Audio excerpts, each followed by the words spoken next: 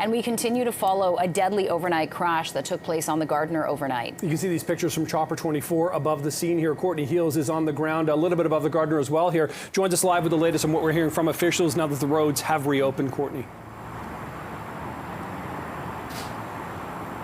Yeah, good morning, Nick and Jennifer. So the roads reopened about an hour ago, but what we are hearing from Toronto Police, this is still a very active investigation. They have one person in custody, and obviously a lot of questions surrounding this pretty tragic fatal collision that happened overnight. What we're hearing from police, they were called to the area. The crash happened in the eastbound lanes of the Gardiner, closer to Strawn.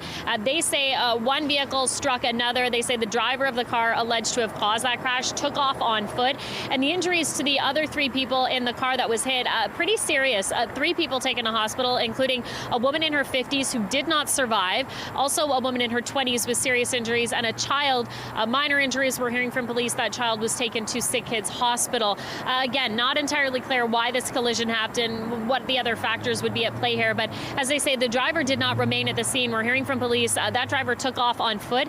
They say they tracked that driver down a short time later at a residence outside of the city of Toronto. So it's believed the person responsible for this doesn't live here, took off, and then officers tracked that person down.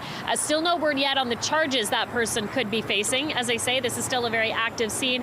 Police, of course, will be looking to speak with witnesses. We're hearing at the time of this crash, there were obviously quite a few vehicles around, and at one point they thought there were even more vehicles involved than the original 2. So anybody who saw this crash is asked to come forward, anyone with dash cam video. Obviously, this is very tragic, given that somebody lost their life as a result of this crash. So police are still trying to piece this one together. We'll wait and see, Nick and Jen, if they have any update on the possibility of charges involved in this. But again, the eastbound Gardiner reopened, which is good news for the many people who travel this route first thing in the morning. Over to you.